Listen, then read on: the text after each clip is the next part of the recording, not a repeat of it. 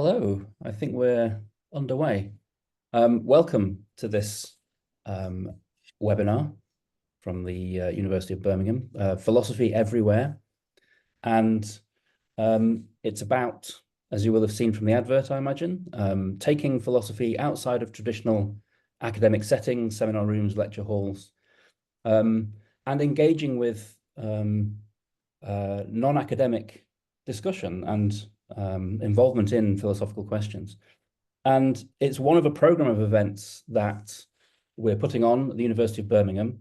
And those events in turn are part of Philosophy Fortnight, which is the inaugural and hopefully annual event organized by the British Philosophical Association, hashtag Philosophy Matters if you're on social media. And based on this need, this interest in extending the reach of philosophy outside of academia, engaging with public conversation in a way that perhaps traditionally has been lacking. And we'd also like to acknowledge sponsorship of these events at Birmingham from the Royal Institute of Philosophy. Much appreciated support from them. My name is Michael Rush. I'm a member of the philosophy department here at Birmingham. And also with me is my colleague, Lisa Bortolotti, who is going to be monitoring the questions and providing you with various links in the chat, which you can keep an eye on. And we're delighted to be joined by three guests, people you can see on screen there. We have Bonny Astor, Paul Knight, and Helen Beebee. And each of those guests is going to be given a bit of time to talk to you, to talk to us about things that they do in this line of public engagement, philosophical outreach, taking philosophy to non-standard settings. And each of them has a wealth of experience of doing this. So I'll tell you a bit about all of our guests now. Bonny leads Thought Experiments in Pubs, the latest project that she's involved in.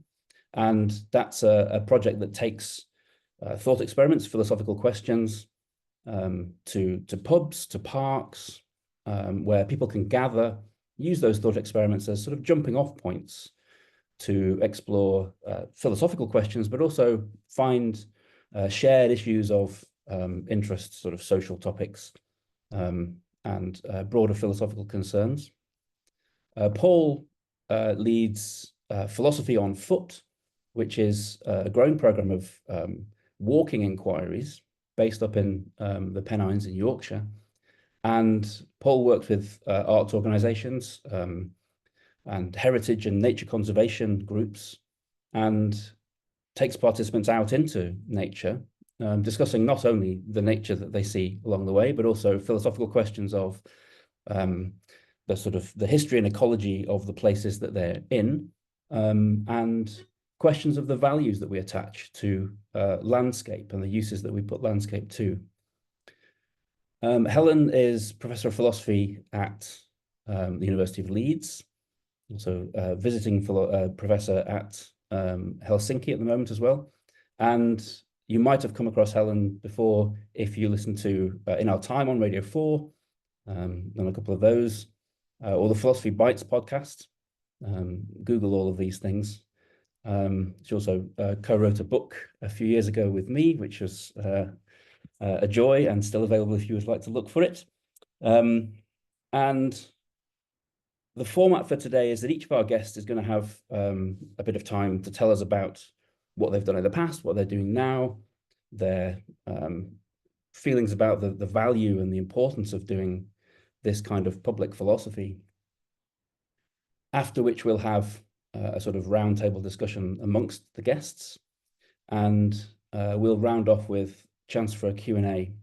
So you should see, if you're joining us live, a Q&A box where you can post questions if you have them. We'll get to some of those at the end. And I should say, for all the people joining us live, it's also going to be then placed on, I think, YouTube. Is that right, Lisa? So the recording of this is going on YouTube. And welcome also to those of you joining us only for that recording. You can write in, but you'll be charged, but not, no, so, sorry. And all of those questions are going to be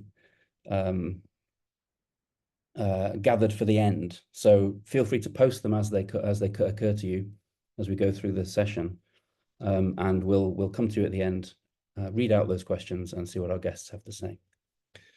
So without further ado, I'm going to hand over to the first of our guests, and that's Bonny Astor, who I think is going to share some slides with us. So Bonny, over to you. Thank you very much. Hi, thank you, Michael. Let me just get the slides ready. Oh, I think that is, I've taken you to the last slide. 1 second.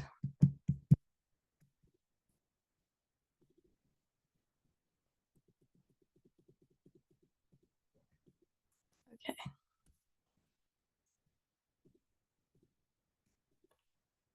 Okay, can you see my first slide? Great, thank you.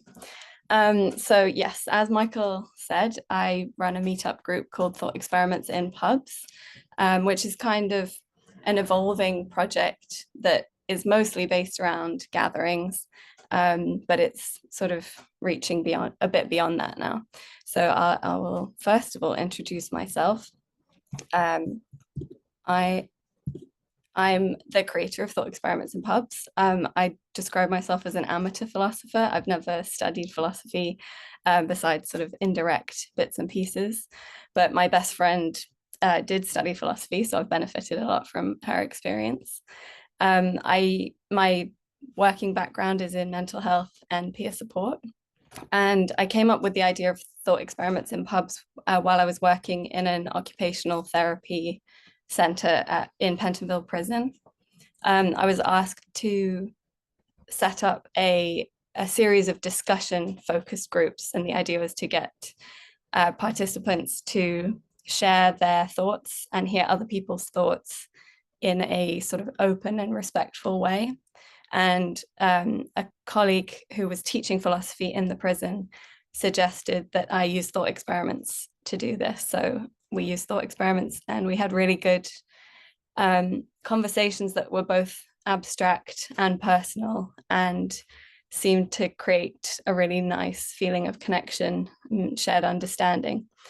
So then when I left that job during lockdown, I really missed those conversations. So I, a few years ago, about 2 years ago, put on Meetup Thought Experiments in Pubs. This picture is me on the day of the event when I realized there were 100 people signed up, and it was much bigger than I expected, so I was frantically making a sign.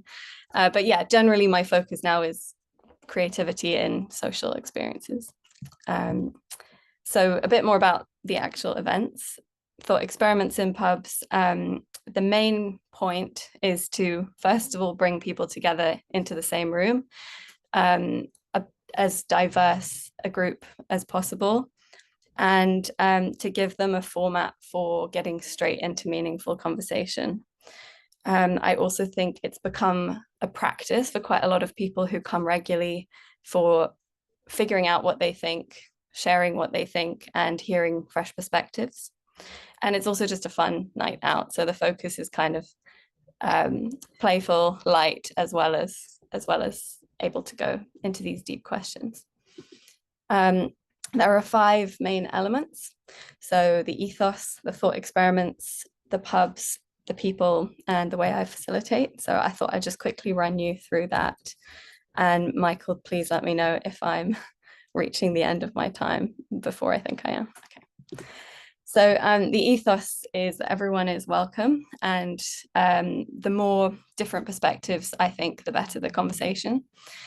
They're collaborative rather than competitive. So I always encourage people to ask why people think like they do, rather than get into debate.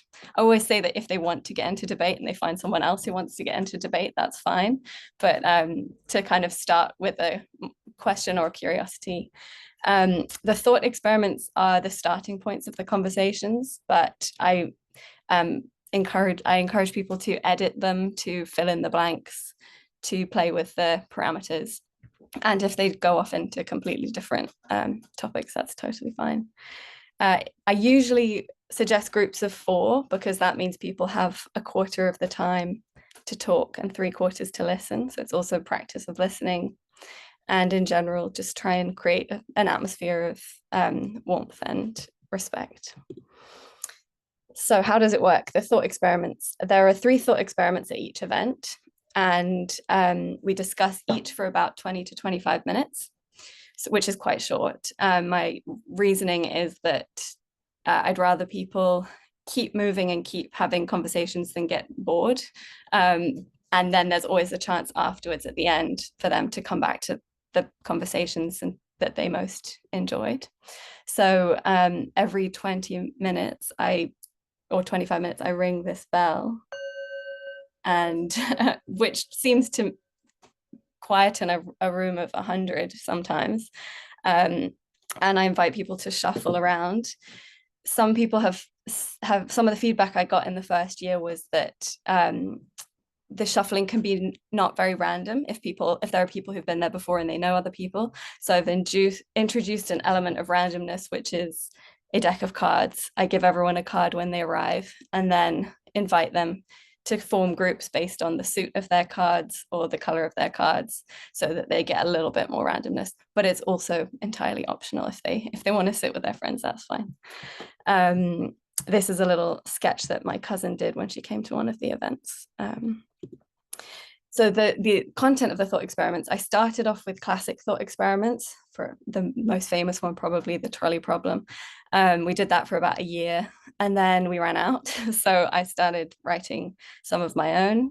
I've now written about over 100. And I try and keep them really short, a couple of paragraphs. I sometimes fail at that and they're a bit longer, and people are very understanding. And then I try and have questions that a combination of abstract, big philosophical questions and more personal questions. I have an example coming up, so you'll be able to see that. But that's so that people can engage at whatever level they prefer. They don't have to talk about themselves if they don't want to, but they have the opportunity. As I said before, they're welcome to edit the thought experiment as they go and become a co-writer.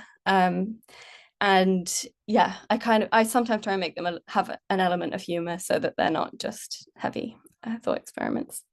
Each episode has a theme, and then I link, sorry, by episode, I mean each meetup occasion will have a theme. And then the 3 thought experiments will be somehow related to that theme.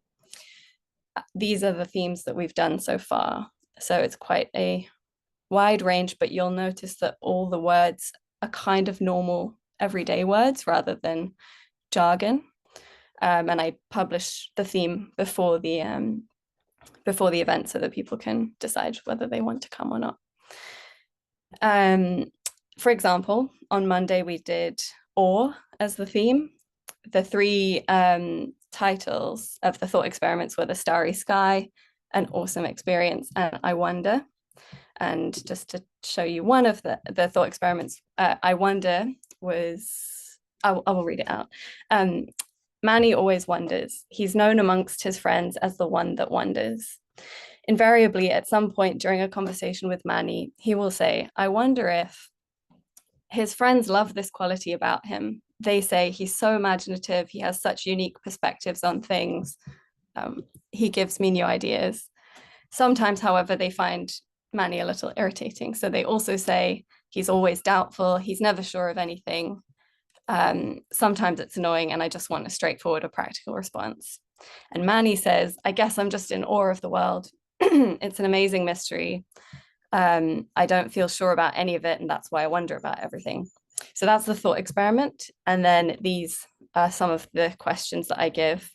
You can have a look at them yourselves, but the instruction or the invitation I give people is pick the one that resonates with you. Don't feel you have to try and answer all of them in 20 minutes. So people can address that from whatever angle they like. And yeah, we had a good conversation about this. on Monday. And then we had a vote about whether we'd be friends with Bonny or not, which was largely we would like to be friends with Bonny, perhaps unsurprising given the participants mostly are people who wonder, I think, a bit.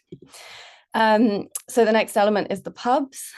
We go to various different pubs. This picture is the original pub, the Earl of Lonsdale in Portobello, but we also go to the Fitzroy Tavern and got a few new pubs. And the pubs seem to really like it because they get loads of people in. We're quite a well-behaved group of people, and people keep coming back, so they get to know us. The other spaces we've done in summer in the park, which is nice because there's no size limit and there's less noise, like background noise, so people can form groups however big they want. And recently in an art gallery in East London, which has been great because we've used the theme of the exhibition to influence the thought experiments. For instance, this one was Making History Dance, which was this one was Fantasyland. And then we did Making History Dance and then Renewal. But yeah, it's kind of nice to have that visual component as well. On the actual meetups, so the next element is the people. On the actual meetup page, I put this on every event. And I think this is kind of the magic ingredient to thought experiments in pubs, is that we don't just say everyone's welcome. We say like it will make the event better if you come and you have a different background, because then you can share something different with us, and that really comes out in the conversations. The thought experiments often go in completely different directions than I expect, and that kind of comes up at the end when people are reflecting on how it went.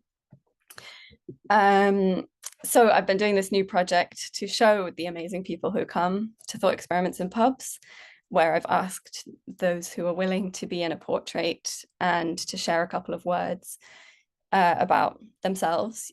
You can see all of these and their quotes on our Instagram page. Here you can see just the people, but as you'll see, it's all different ages, backgrounds. Some people have degrees in philosophy. Some people have never even made the link between thought experiments and philosophy, and it's a really nice bunch, friendly group of people. Some of the things they say, I can come back to that if people want to read it, but people tend to take different things from the event and come for different reasons, which is also interesting. Last element is the facilitation. So that's me at the door at the Earl of Lonsdale. And I think a really important thing is to be there to welcome everyone, to reassure people if they are not sure what they'll have to contribute. Sometimes people say, I don't know if I'll be able to say anything. And then you'll see that this, I don't know if you can see my cursor, but the other picture to the far right is me standing on a chair. I do that at the beginning to explain the ethos, and at every rotation. I also tell people if they want to move between rounds, they can. If for any reason there's a topic they don't want to talk about, that's fine. They can move, they can come talk to me, and try and keep it, fun and playful as well. The impact, this is kind of tricky because I think people come for different reasons, so they experience different impacts. But in general, I'd say we all go away with new ideas, having met new people and heard different perspectives. There's a chance to listen more deeply and to articulate our thoughts amongst willing listeners.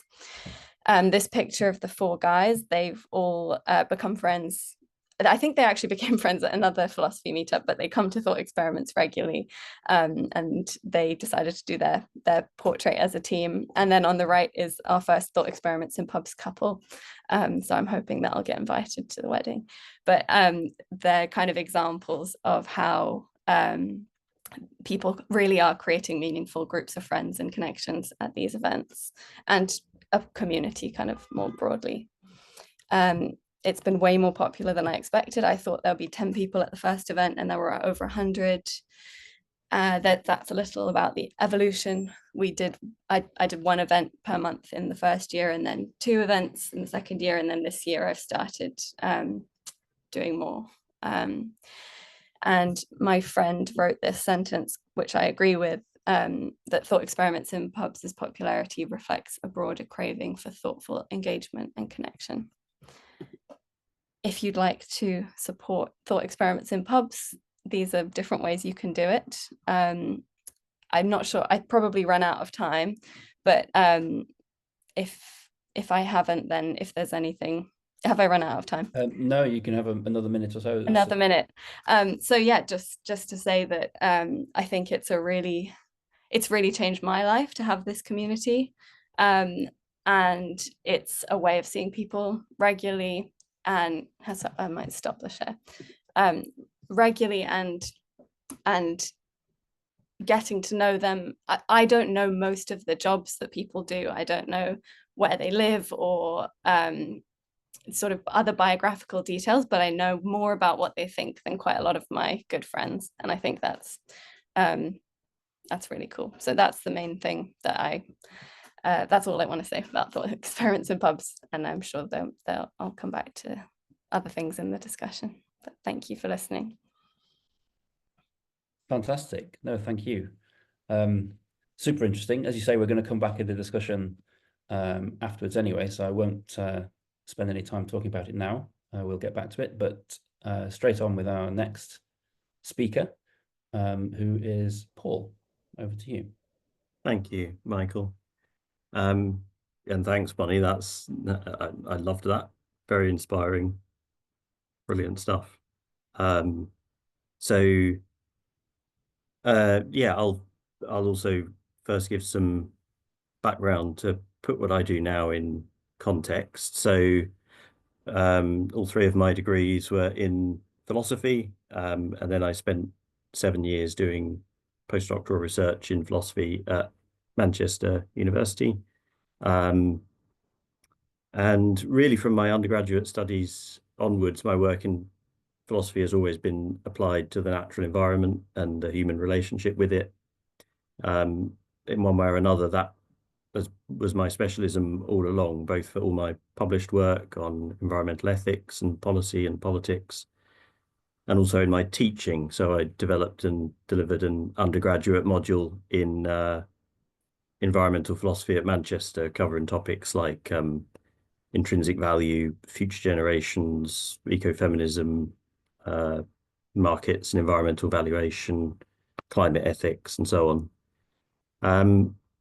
And it was my specialism all along because that's why I went into philosophy in the first place. So before my time in academia, I spent years working in practical nature conservation, planting trees and such like. And I found myself, and I found this to be true of my colleagues in conservation as well, always reflecting on the ethics and the values that just seemed to underlie and to motivate what we were doing. So even when we were up to our armpits in mud, we were always discussing and debating and reflecting. So since leaving Manchester and academia in 2019, I've had much more time to return to conservation work, to keep that more hands-on side of me engaged with nature, and also to get more involved in environmental education. So I've been working with young people through forest school groups and councils, museums. And I also do more creative rather than academic writing about the ecology and history of my local landscape. But in terms of how I've taken philosophy with me back out into the environment, I've worked with the Philosophy Foundation, which is a charity taking philosophy into primary schools. And I've been working for the last 5-6 years with community arts and heritage organisations on projects themed around environmental issues. And it's these latter that I shall talk a bit more about. So there are two main ways I work on such projects: workshops and walks. So when it comes to the workshops, I live in a place called Heaven Bridge in the Pennine Hills of West Yorkshire. And it's a place that's absolutely teeming with artists. You really can't move for them around here. So there's always some kind of community arts project or festival or event going on that I can get involved in. And these are often themed around environmental issues in general or the local landscape in particular. And in these workshops, I'm paired with an artist who will help participants create something, a film, a sculpture, an audio work, photographs, painting, a collage, some kind of artwork.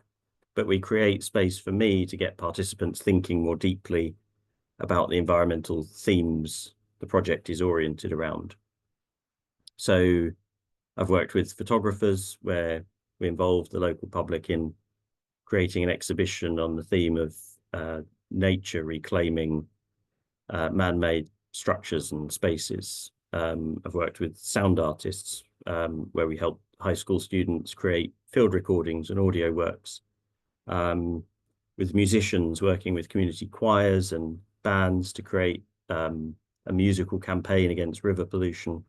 With filmmakers where we worked with children from areas of high deprivation to make climate ethics documentaries. With sculptors and ceramicists creating ephemeral clay sculptures, which were actually seed bombs, so where the clay was impregnated with wildflower seeds. And all of these provided scope for me to involve and engage participants in the workshops in discussions around the ethics, the values, the aesthetics of the underlying themes. So this might be in the form of giving a little talk during the workshop, getting a bit of a discussion going, or just floating around as people make and chatting to small groups or individuals, all very low key, but it adds an extra philosophical dimension to what would otherwise be a straightforward arts workshop. And so I've now got lots of relationships with artists and the arts community, and that work is ongoing. The walks are different, and here I'll just, for the sake of a change of scene, I'll just share a few pictures. So let me just see if I'm doing that right.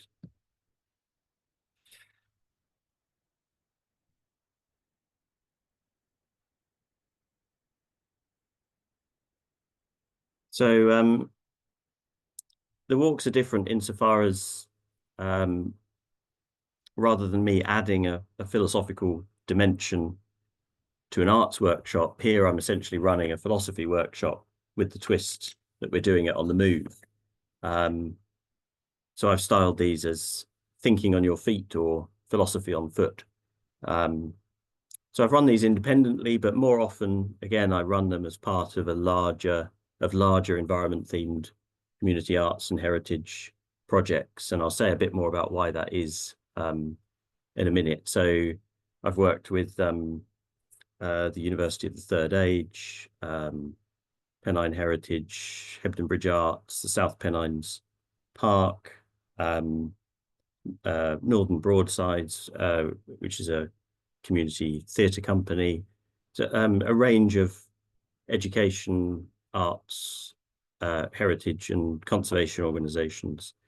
The topics that we cover on the walks can be really quite wide-ranging, because environmental philosophy does range over different parts of philosophy. So might be on the ethics of the environment, so our treatment of other species, our duties to restore ecosystems that we've damaged, questions of our obligations to future generations, and to ensure environmental justice, fair distribution of environmental goods and harms. And of course, all of this gets framed within the ethics of climate change very often. We also talk about the aesthetics of the natural environment. We might discuss questions like how much, if any, natural history knowledge is required to appropriately aesthetically appreciate a landscape, or the role of ethics in how we do or we should aesthetically evaluate environments. So these debates often mirror those in standard philosophical aesthetics. We might talk about the role of nature in human welfare or well-being. So what's the place of a well-constituted relationship with the natural environment in an adequate account of the good life. What would such a relationship look like? So we're always bemoaning how disconnected people are from nature, but what is it to be so connected? We might get into how policy and political decisions should be made concerning the environment. Can environmental goods be reduced to monetary valuation? How can we make rational decisions when there are so many seemingly incomparable values associated with the natural world? So that involves discussions of value pluralism, for instance. Is it okay to destroy a woodland in one place as long as we plant a new one somewhere else, as new planning regulations mandate? So this touches on the obscure de re de dicto distinction. And is the destruction of carbon sequestering peat moorland to build wind farms for decarbonising our energy system, is that something we need to accept? That's a very live issue around here. Or we might talk about the ethics of environmental campaigning. And more generally, even if we're not discussing more traditional philosophy, I try to keep things at a more thoughtful and reflective level, such as just the experience of living in a time when the countryside, as we know it, is on the cusp of radical change, on top of the changes that we've seen in recent decades post-war. So change either through climate change or the efforts we're going to have to make to mitigate climate change, or what the appropriate balance is between celebrating and reveling in the wildlife and nature we have against being aware of and lamenting what we've lost. So, as I say, we can range across different parts of philosophy, as environmental philosophy does. When it comes to how I introduce and engage people with the philosophical content and questions that I build my walks around, I just draw on the method of philosophical inquiry I was trained in while working with the Philosophy Foundation. So it was developed for working with primary school children, but works just as well with adults. So the aim's not to deliver a lecture, but to facilitate a philosophically rich conversation among the group. So as we walk along, what I try to do is foster a collaborative inquiry, contributed to by any and all participants that want to contribute. So ideally, the conversation moves around among the group in a dynamic, web-like way, and my role is to facilitate it and perhaps sometimes to gently nudge it in a fruitful direction. So in general, I'm not presenting. Some of these photographs might look like I am. These are just ones that have been taken on a particular, as part of a particular project where they send a volunteer out with me to specifically to take photographs, and they seem to favour ones where I'm sort of gesticulating. But in general, I'm not presenting, except at the start of the process where I will introduce some sort of stimulus to get things going. So when planning the route, I'll identify an early stopping point where I can introduce a particular feature in the landscape, like a particular valuable bit of habitat, like a traditionally managed hay meadow, for instance, or point out a bit of history in the landscape, like the ruins of an old cotton mill. And I'll follow this with a question with some measure of philosophical content or implication, like whether our knowledge of the role of the textile industry and the slave trade should or should not influence our aesthetic appreciation of the ruins of the mill, or whether we should require or incentivize farmers to preserve the hay meadow, even if its role in modern food production is obsolete. And ideally, that stimulus sparks an inquiry that everyone then participates in collaboratively. And there are, of course, lots of techniques for encouraging that collaborative conversation and also keeping it focused on the philosophy. So just echoing what somebody said as a way of inviting them to say more about their reasons, eliciting more from people by perhaps asking little clarification questions, linking comments made by different participants, giving people the right to reply if somebody's disagreed with them. Sometimes If it seems appropriate, I'll map out the terrain of the discussion to help orient the group as to where we've got to, or gently guide as to where we might go next. I might drop in a counterexample if it seems helpful, or suggest a thought experiment, or do a bit of ifing. If somebody asserts a claim, I might ask, so if that's the case, then what would follow from it? The aim is always to open up the discussion and to deepen it. And importantly, I remain neutral and avoid letting my own views shape the conversation. So it's always about facilitating philosophical inquiry on the move, using the landscape as both the setting and the stimulus and the subject. I said earlier, I prefer working collaboratively within groups and projects rather than independently, and that's because I actually value the creative constraints that imposes. I enjoy the challenge of finding the philosophy within the themes of an existing project. And these constraints are sometimes place-based as well. So if I'm commissioned to lead a walk in a particular location, I enjoy weaving the philosophy into it using the prompts provided by the environment itself, allowing the philosophical ideas to emerge naturally from the features of the landscape rather than deciding in advance what we'll discuss and then trying to force them to fit the landscape.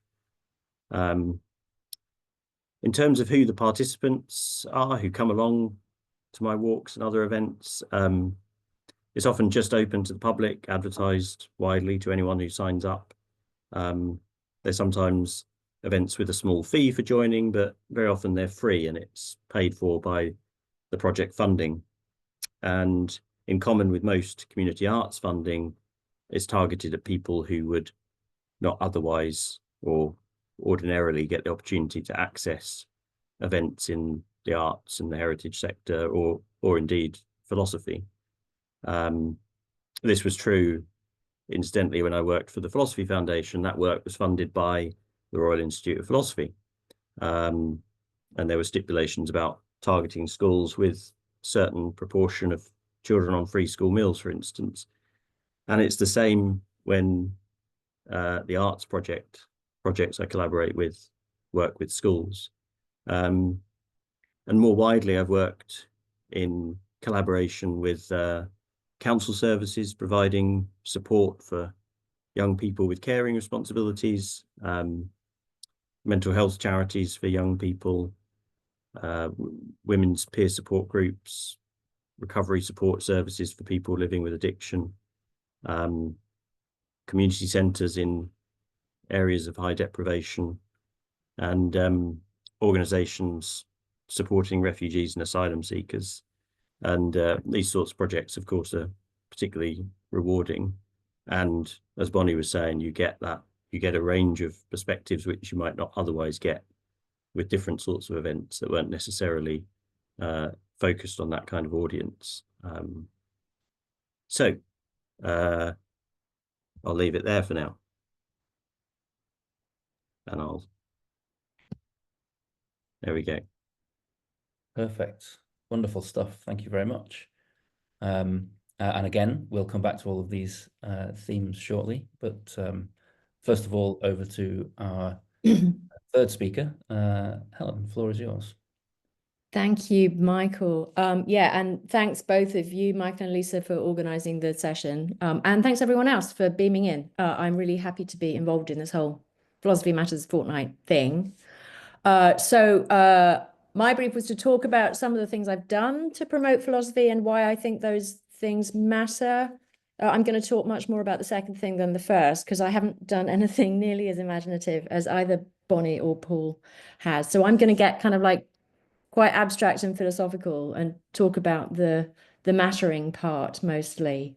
So as Lisa mentioned, I've done some radio.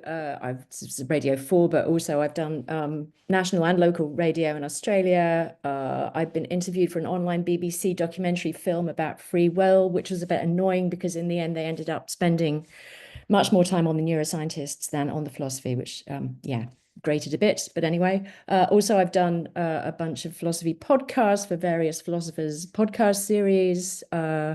I've done kind of sound bites for articles in The Guardian and the BBC's Science magazine, done some public lectures.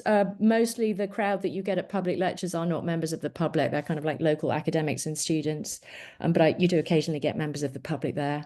And actually the thing that I'm most proud of, which Michael already mentioned, is the very short book that I wrote with him, and very much in keeping with this whole Philosophy Matters theme. It's called Philosophy, Why It Matters. Now available in several different languages, I'm happy to say. So let's take the title of the book as the topic. Why does philosophy matter? And this is where I'm going to get a bit philosophical. I kind of think there are two things going on here. So when professional philosophers put their research hats on, what they're primarily doing, and I'm putting this in very technical terms here, they're trying to figure out how stuff works. You know, do we have a soul? What are beliefs? What is a person or a football team or justice or beauty, and so on and so on. And I take those to be philosophical questions, basically because they're questions that you can't answer by doing science. However much evidence we get, there's always going to be a bunch of very different philosophical theories that give us radically different answers to the question we're interested in. And what philosophy is doing is kind of trying to work out what the reasonably plausible possible answers to those questions might look like. And those questions are serious and interesting questions, right? Whether or not we have a soul, whether God exists, what beauty is, and so on and so on. The questions matter to us as human beings, I think, as intellectually curious beings that we are.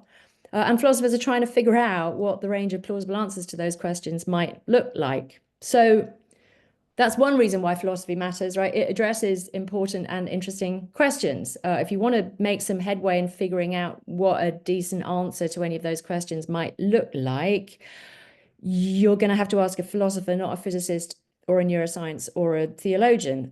They might give you an answer to the question, but it's not likely to be, frankly, a very good answer to the question.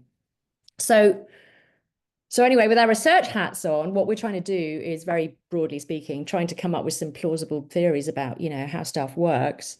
But the focus in all of that is on the end result, right? The theories of how stuff works, and not on the activity of making the theories. So it's the theories about how stuff works that we're aiming at, and we're doing it by, you know, figuring out how stuff works. That's the activity that delivers the product. And this is kind of where public engagement comes in. I think the activity of philosophizing, as it were, has value in itself, not just as a means of getting us to the product. So analogy, think about art, right? There's the activity, there's the making the art, the drawing or the painting or the rehearsing music or drama or whatever. And then there's the product, the painting, the novel, the performance of a play, and so on.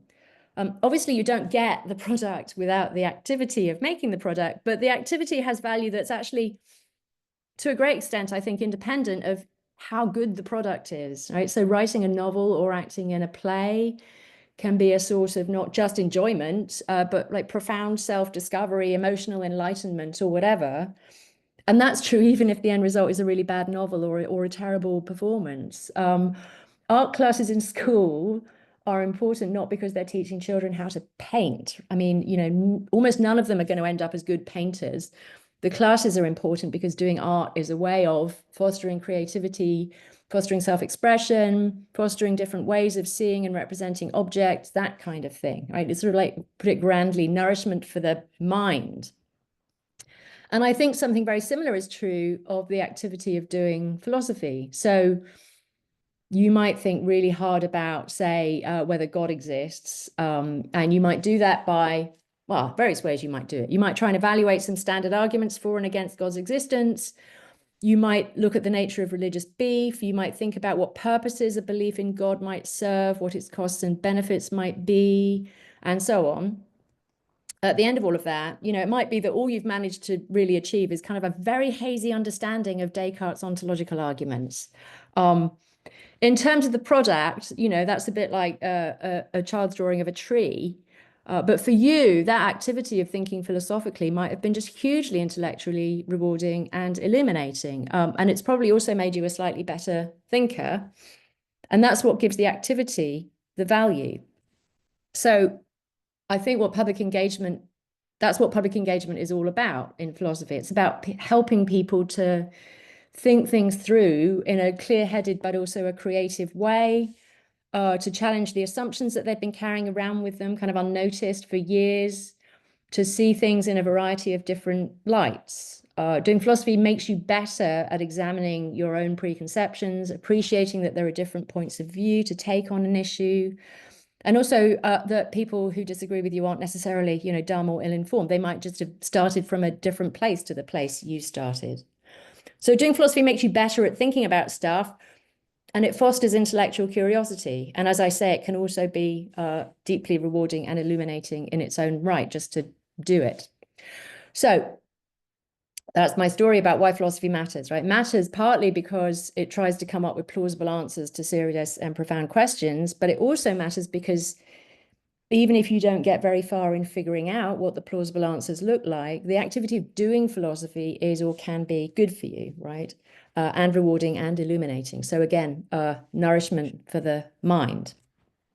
And I think that tells us something about how to do public engagement in philosophy. And actually, Paul's and Bonny's talks, I think, have been really good examples of this. I kind of think of it as much more like running an art class than it is like Brian Cox making a documentary about the universe, or David Attenborough, you know, telling us about the mating habits of dragonflies, or Mary Beard telling us about the Romans, right? Those people are mostly attempting to tell us a bunch of facts about the universe or dragonflies or the Romans or whatever it is in as engaging a way as they possibly can.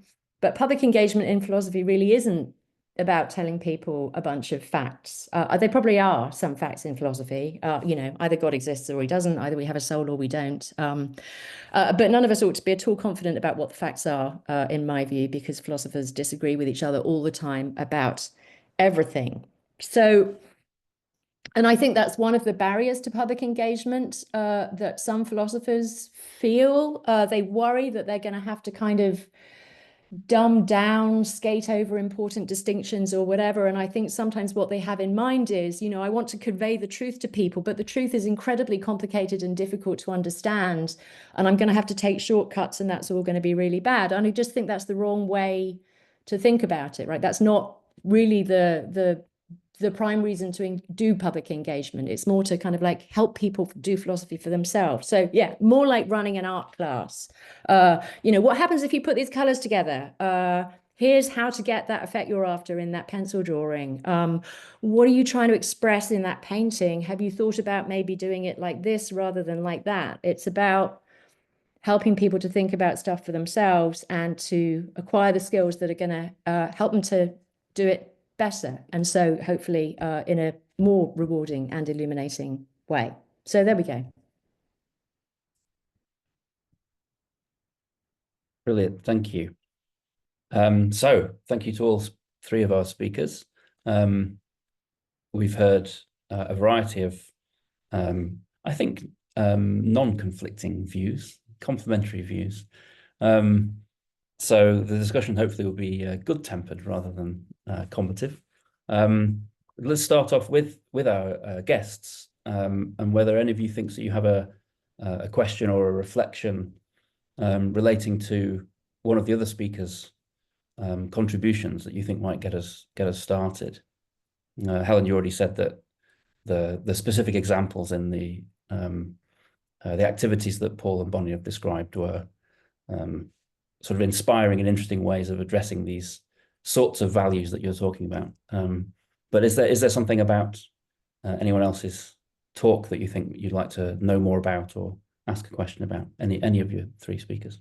Yeah, so I wanted to actually ask both Bonny and Paul about like whether they have any thoughts about the demographics that those events tend to attract. So Paul, you talked about various different initiatives that speak to different groups, and Bonny, I know you said that you don't find out what anyone does for a living. But I like my very just sketchy impression from looking at the photos is, you know, the walks tend to attract, you know, quite a lot of middle-aged women, and the philosophy in pubs tend to attract quite a lot of men in their 20s and 30s. And of course, that probably just reflects the demographics of people who tend to like going on country walks and sitting around in pubs. But I just wondered whether you had any thoughts on kind of like the kinds of people that you get on these events. Yeah, I mean, as I said, the photos are not a great sample for me, because those are the photos I happen to have, as I say, because that particular organization likes, you know, does social media very well, and so they send out a photographer with me. But that, as I said, that's one of the reasons I like working within community arts, is because the funding for them usually, you know, ensures that we get a more diverse range of people from more different backgrounds and different areas than I would get if I advertised philosophy on foot, you know, in other ways, and just left it for people to sign up and also to pay. If I do it independently and I want to be paid for it, I have to charge for the walks. But if I do it through a funded project, the walks are almost always free, and will be deliberately advertised through different community groups that ensure I get a more diverse range of people. And yeah, that's one of the advantages of working that way. I'm sure there are, you know, imaginative ways in which I could advertise and draw a wider range of people, but so far that's how I ensure that. I think for me, one of the reasons why the men are slightly overrepresented is because the women are more self-conscious about having their photo taken.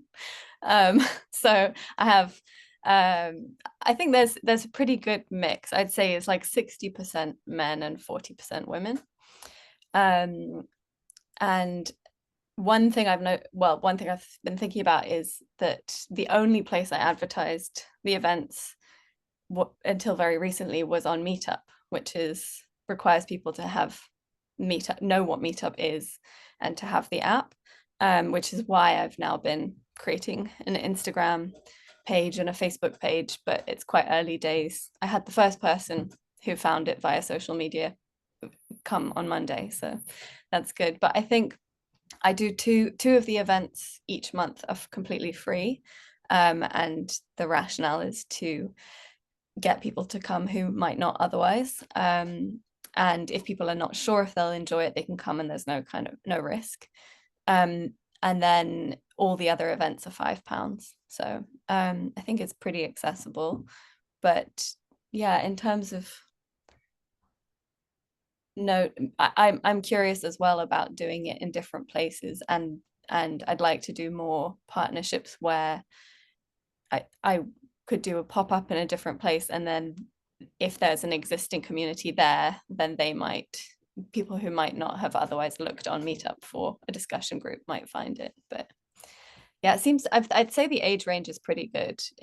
There's a good spread of different experiences, which mean we get really good intergenerational conversations. I had a can I absolutely go for it. That's what I was just about to say, so yeah. Please do. What you were saying, Helen, about why it matters and the kind of practice of doing philosophy being enriching, even regardless of the outcome. Or I can't remember who said it to me. It may have been Lisa's former colleague Sophie Stammers, but someone made the distinction for me between doing philosophy and learning philosophy. And I think that's similar to what you were saying, Anna. And they said, you know, anyone can do philosophy by asking questions. And I think that's a really easy, quick way to explain to people that they can participate in this without knowing anything about the history or the facts. Of course, you can add that in, but you can do it sort of by asking questions.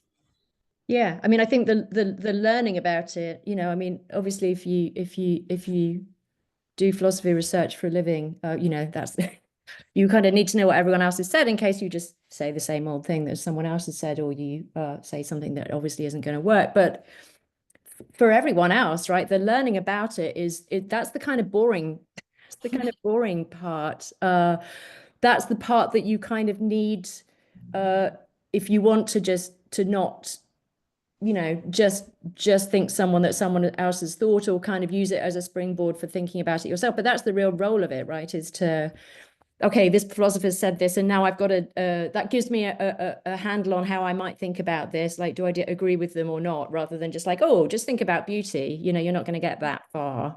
So you need some kind of springboard, and sometimes that can just be a matter of like learning what some philosopher said. But yeah, the learning about it part is kind of like the boring bit, right? That's just the thing that you might need to kind of get you going, or sort of like help you along when you get stuck. It's the doing it that's the important bit. Students, I think, sometimes take a while to cotton on to that. They kind of they quite often come in with this attitude of like, I'm here to learn a bunch of philosophy facts, and I'm going to write down everything you said. And it's like, no, I just want you to, I'm trying to prompt you to think about things, and not memorize what I've told you.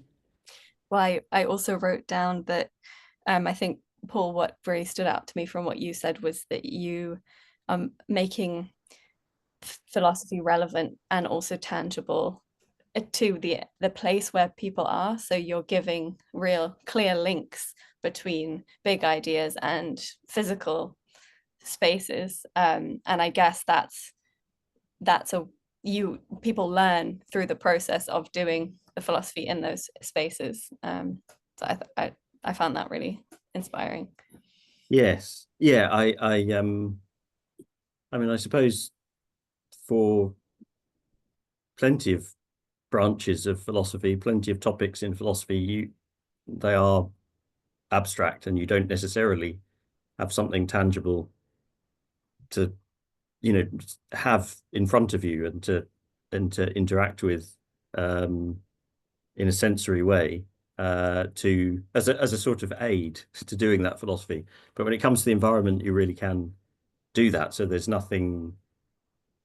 Yeah, it's certainly makes it real. It makes it tangible. It makes it relevant to talk about, you know, what our obligations are to arrest the decline of a particular wild species when you have, you know, a curlew in a field in front of you, and I can talk, and you know, and what I didn't really say much about, because we're concentrating on the philosophy, is that I do weave,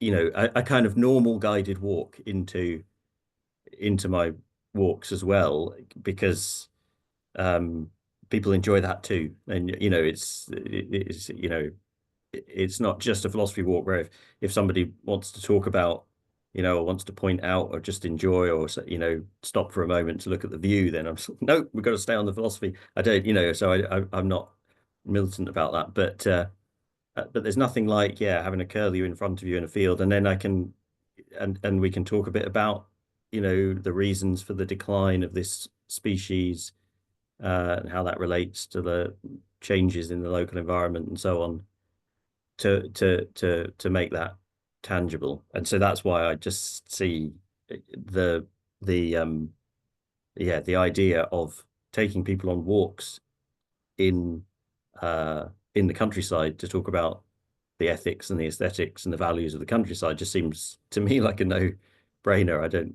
goodness knows why it's not all over the place. But yeah, so and you know, I spend a lot of my time walking. This is classic kind of walking countryside, and so getting people to think while they think about what they're walking through and over and admiring and enjoying, is yeah, is a natural thing to do, I think. And like I said about conservationists, people are doing that already anyway. you know, our interactions with the environment are already just inherently have that sort of ethical dimension, particularly as we're, you know, everybody is so acutely aware now of the trouble that it's in. And so people want to reflect on this, and they want to reflect on it together, because doing it on your own can be, can be depressing when you think about the state of things. Yeah. Paul, do you think there's an extra benefit from the walking, like that goes beyond the stuff that you've been talking about? You know, there's a curlew, you can talk about curlews, it's all sort of right there in front of you, which is just that, like, the activity of walking is, you know, when you go on a walk with someone, and it's kind of like the conversation kind of stops and starts, it grinds to a halt, and you can just individually go off and have a little bit of a think in your own mind without that feeling sort of awkward.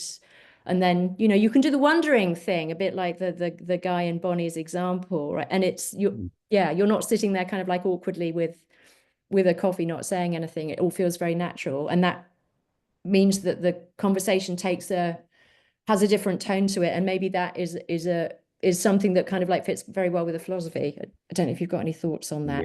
Yeah, I think that's absolutely right. You know, I need to think I'm going for a walk. That's what people do. Yeah. And it's got a history in philosophy as well, right? You know, Rousseau, you know, many philosophers were great walkers as well. No wonder.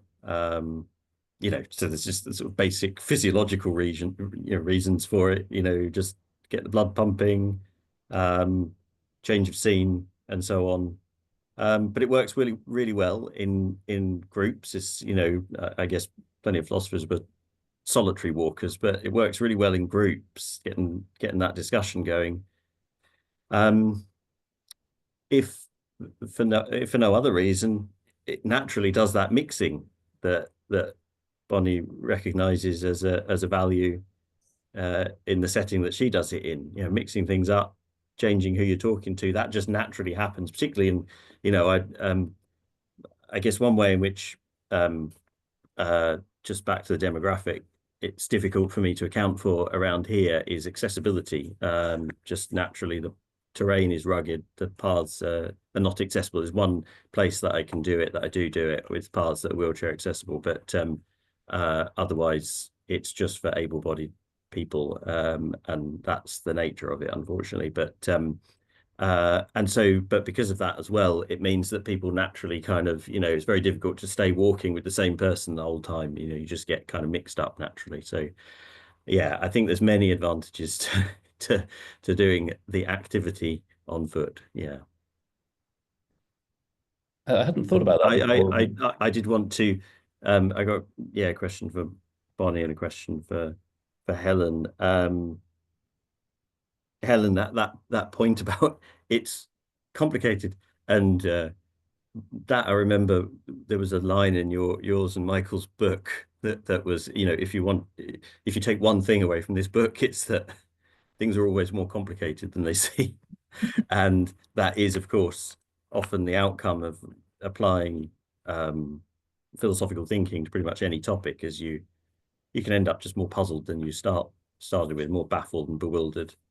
And I take it that's a good thing, because you've been sensitive to the nature of being alive, and the nature of the world is that it is incredibly bafflingly complex. And that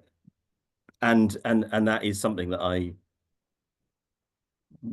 don't specifically aim for, but I'm quite pleased when it emerges on my walk that there was one point at which I saw somebody look really quite crestfallen,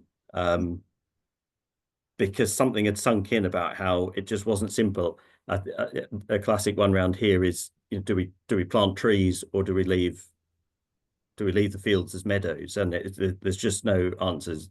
Good in different respects. And that can be quite challenging, because in the conservation movement, you know, the assumption is let's get the trees back, and actually that's just not always straightforwardly the right thing to do in the respects that people are after. And so, you know, I've noticed that kind of that realization that, oh my goodness, it's complex and maybe there is no just straightforward answer, and we've just got a series of tragic choices to make. And how can you promote that as a benefit of one of the values of why philosophy matters, that it reveals, it doesn't provide answers. Yeah. You might be trying to aim for it in the activity, but the activity often results in a revelation of the complexity of things. And how do you sell that as an advantage? Yeah, no, I mean, it's, I don't think it's for everyone. I mean, it's like, I think if you're doing philosophy well, you should always end up more confused and believing less than where you started. Yeah, and some people do find that challenging. Maybe those people should, go away and do read some physics books or something. I don't know, some biology books, whether you can come away like knowing some stuff rather than being less confused rather than more confused. Like, I didn't know how that worked before, and now I do. Whereas in philosophy, it's kind of like the opposite. I thought I knew how that worked before, and now I realize I have no idea how it works. What's nice, I think, about the discussion that's been taking place is that I hadn't really thought about this before, that both going to the pub and going for a walk are places where people are naturally having conversations, and all that you're sort of doing is tricking them into doing it philosophically, or giving the opportunity to do it philosophically, which is a really nice thing, and it opens up the idea of whether there are other places where we naturally have conversations, where this sort of introduction of philosophical themes might also be fruitful. But anyway, in the meantime, one of those locations is webinars, and we do have quite a lot of questions ready. So I think we might shift to questions from the floor. Lisa, would you like to curate a few of these and Of put them to our course. guests? So we have a few for Bonny, so we can start with Bonny. One of our participants is interested in how you finance thought experiments in pubs. And also another participant was asking how you got your initial group of people to join you for thought experiments in pubs. So maybe we can start with those. Yeah, good questions. I'll start with the second one. I had the idea, and at the time I'd been working in mental health, facilitating a lot of peer support groups, and part of my motivation to do it was to sort of have a play space for myself, so I decided to not overthink it too much and to just put the idea on Meetup and see who'd come. And I thought, as I said, I thought very few people would come. I have another Meetup group where we watch the sunrise and stuff, and there's usually like 10 to 15 people. So I was like, oh, it will probably be around that many. And I think maybe it was the description, maybe it was the title, but something resonated with the Meetup algorithm. And I think I scheduled it about a month before I was going to do it. So over the course of that month, just more and more people signed up. And I think if anyone wants to set up their own Meetup group, that's a key top tip that I found, is if you schedule something a month before, it gives time for people to sign up, and the more signups you have, the more other people are interested in going. So yeah, I don't know why so many people came. I think a combination of the title, the copy, and the Meetup algorithm.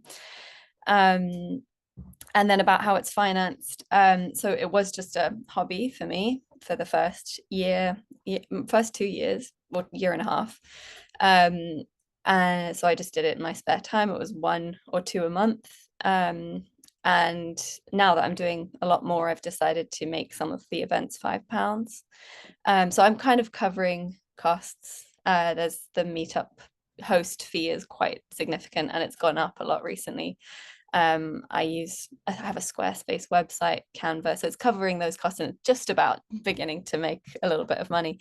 But I'd love to find ways of funding it so that I can then do more free events, because I think that way more people can come. So I'm kind of exploring those ideas at the moment, but at the moment it's just tickets for the smaller events. I should say that the events that are monetized, the small ones, I do a little bit more facilitation because I can, because there's more fewer people, and we have more of a group discussion at the end. So and sometimes instead of being 3 completely separate thought experiments, it's 1 thought experiment but with 3 chapters, so there's a little bit more continuity and development of a story. Yeah, those are the main differences. Thank you, Bonny. I have a question for Paul from one of my very good students. So how did you get involved in running or being commissioned those projects, Paul? So the ones that are sponsored, how did you get to that point? Yeah. Right. I'm just trying to remember. It certainly wasn't initiative on my part. I was approached. I think so as I say, after I left academia, I left specifically to go and do philosophy in schools with the charity, the Philosophy Foundation, who do excellent work. And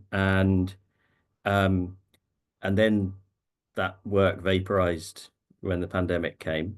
That gave me the opportunity to do something I'd always wanted to do, particularly during writing articles, academic philosophy articles for journals and so on, which was to write more creatively without those standards, without those strictures. And so I did that and just put it on a website, and unexpectedly people read it, and it was reading my writing about the local landscape with some light touch philosophy in it that attracted the attention of an arts organization. And I must say, I have to admit, it was not something that had occurred to me. Doing philosophy walks had, but not doing it through arts and heritage organizations. That was just not a world that I knew at all. So it was an unexpected thing, and I think it's a good area to do it in. Like I say, there's a lot of those kinds of projects around here, but it took somebody else to spot the link and how we could weave that into a larger project. I must say that was not my, like I say, that was not my, it wasn't me that identified that possibility.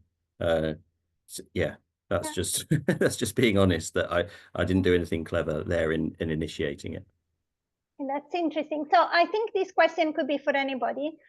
It's by Mike Owen. How do you rate the general quality of thinking by the average person nowadays?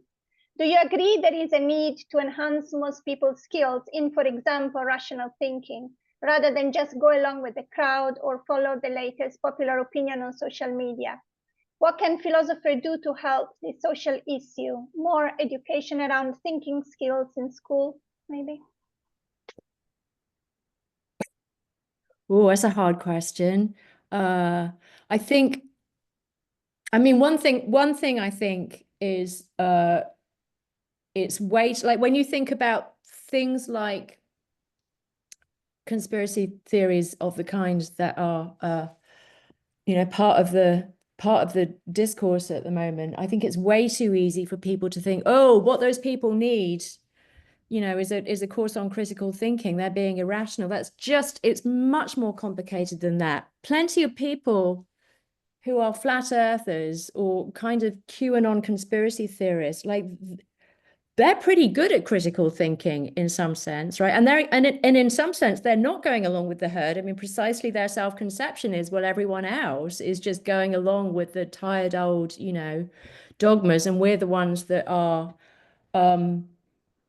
not going along with the crowd. So and plenty of them are plenty good at critical thinking stuff. I mean, it requires an enormous amount of kind of like ingenuity to come up with I mean, some of the flat earth stuff in particular, right? Some of the explanations that people come up with for why things seem this way but really aren't, like, or they're kind of really clever. So there's something really complicated and difficult going along there that I actually I'm not at all sure you can get anywhere with, really, by just kind of like doing some epistemology or some critical thinking. I'm not really sure that's getting at what's going on.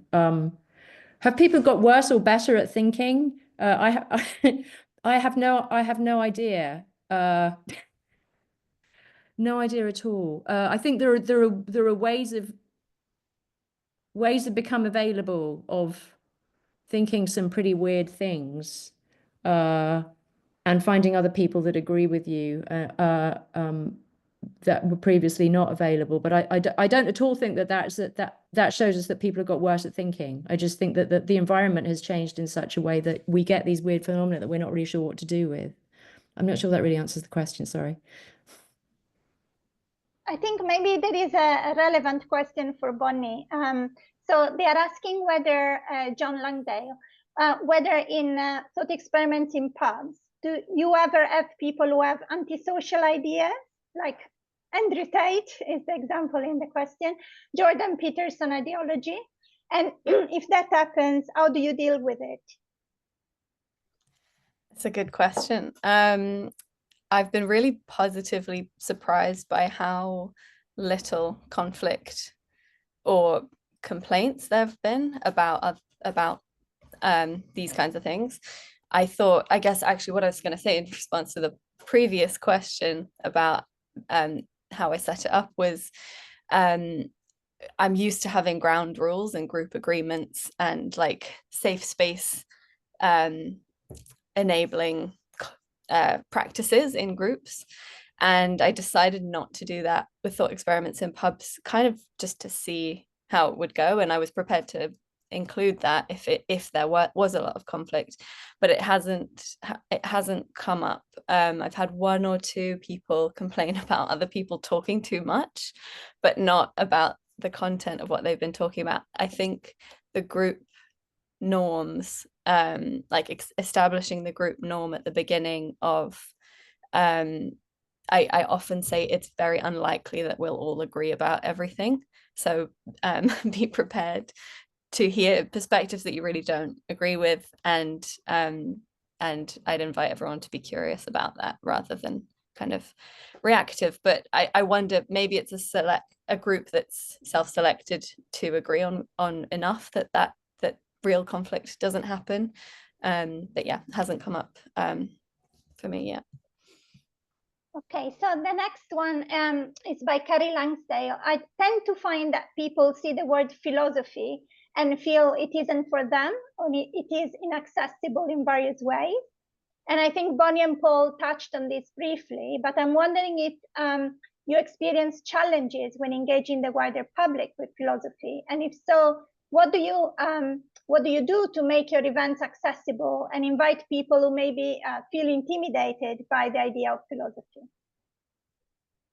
I must say that I don't use the word philosophy in the copy that goes out to advertise the events. I do when I'm involved in discussions with the funding organisations, I do, and with the arts groups and heritage groups that I work with, I do. But when I'm writing the copy, I just tend to avoid use of the word philosophy.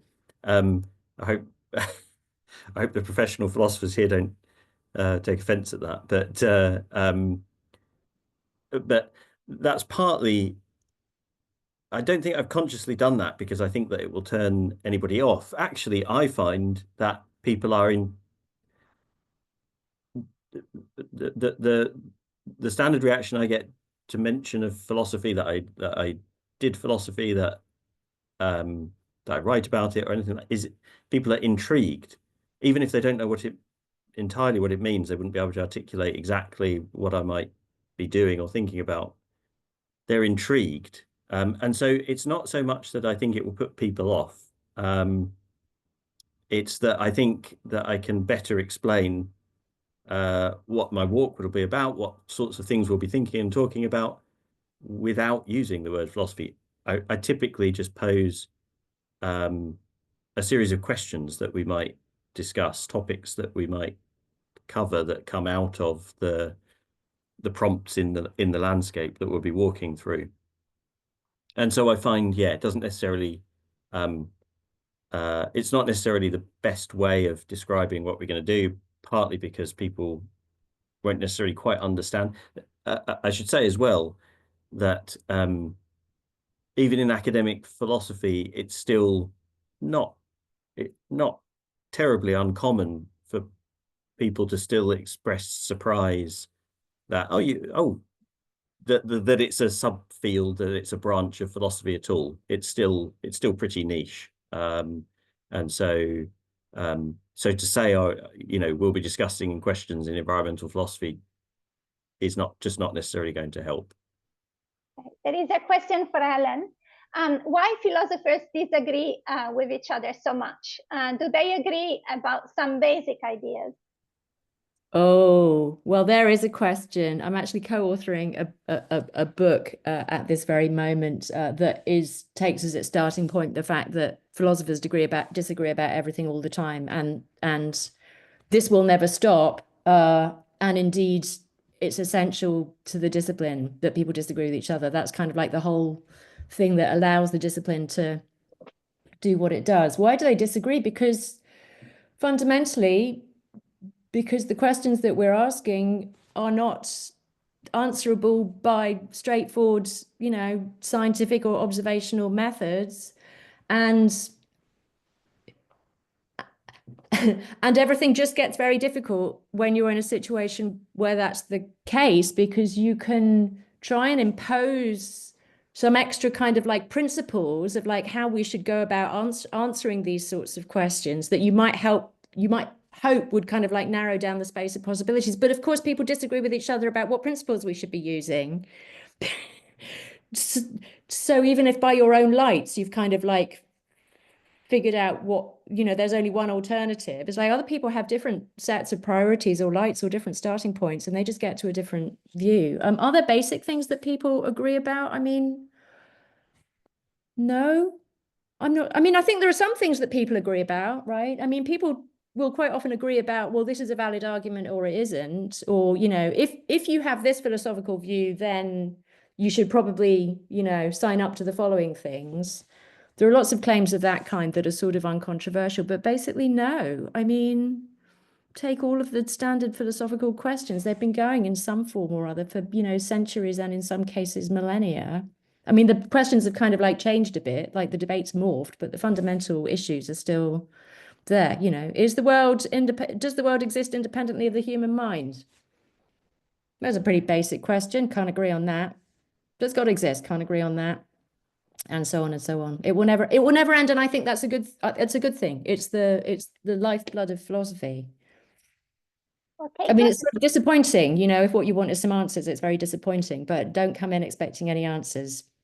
Yeah, so there is a question both for Bonny and Paul on facilitation, I think, by Emil Tesco.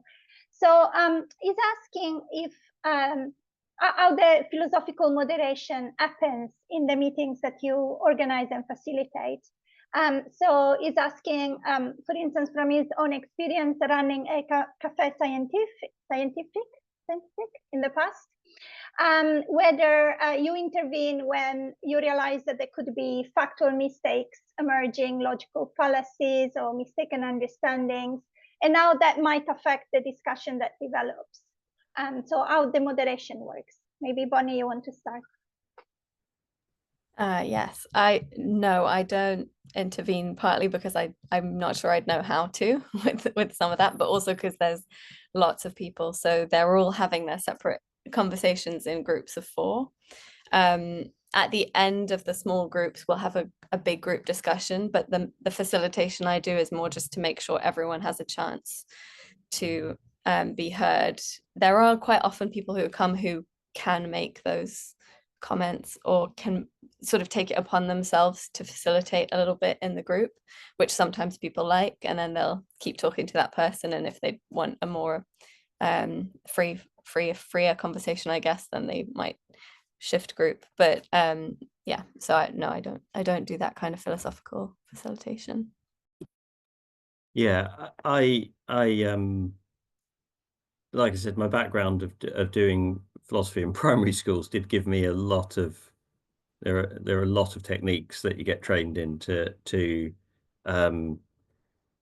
choose who speaks, to get them to speak at all, and to help them think more clearly, and and to establish ground rules and keep them enforced. But ideally, on a walk, I do very little facilitation, because people want to speak. They've come along, to have a discussion, to have a conversation with other people. They find the subject sufficiently interesting that they don't have to be prompted to speak. It's all very civilized. And just to go back to the previous question about whether there's any sort of difficult views, challenging views that to deal with, I haven't experienced that. I don't tend to establish ground rules beforehand about being respectful. And I think that goes back to that most of the participants in my events are, a self-selecting group, and the kind of people that want to come along on a country walk and talk philosophy are pretty civil people, and also largely in agreement that we should look after the place, and we shouldn't be trashing it, and that's in our own interest as well as the interests of the species we share it with. And so I'm very judicious with any kind of facilitation, and also if it strays off of philosophy, I think that's that's the other thing, that in a primary school classroom, especially where kids are new to philosophy, sometimes you end up not doing philosophy, and that's the purpose. And so you need to guide it back to where the philosophy is in something that somebody said, or guide them back to the initial question or thought experiment. But on my walks, I'm pretty easy about that. If people want to talk about the view or the ecology, or wonder what that plant is down there, then that's fine too. And we come back, we come back to the philosophy naturally. And so I do very, very, very little, just when I think it's really needed. Thank you. We're at the end of our time, so just a few thank yous to wrap up, really. Thanks again to our sponsors, the Royal Institute of Philosophy, for funding the putting on of this and its companion pieces. Hopefully when you saw the advert, you'll have seen links to find out what else has been happening. And just to plug again the hashtag from the British Philosophical Association, which is Philosophy Matters. This week and next week are Philosophy Fortnight, so have a ponder. And thank you to Lisa for organising this and the companion webinars here at the University of Birmingham. And to all of you for joining us for this webinar, those of you that are here live, thank you for some excellent questions. And to those of you who in the future sometime will be listening to this recording, thanks for dropping by as well. And then the biggest set of thanks to our three guests, to Bonny, to Paul, and to Helen. Thank you very much for joining us and sharing your experience, expertise, and thoughts with us and the broader audience. So thanks, everybody, and goodbye. Thank you. Thanks very much for hosting us. Thanks, Michael. Thanks, Lisa.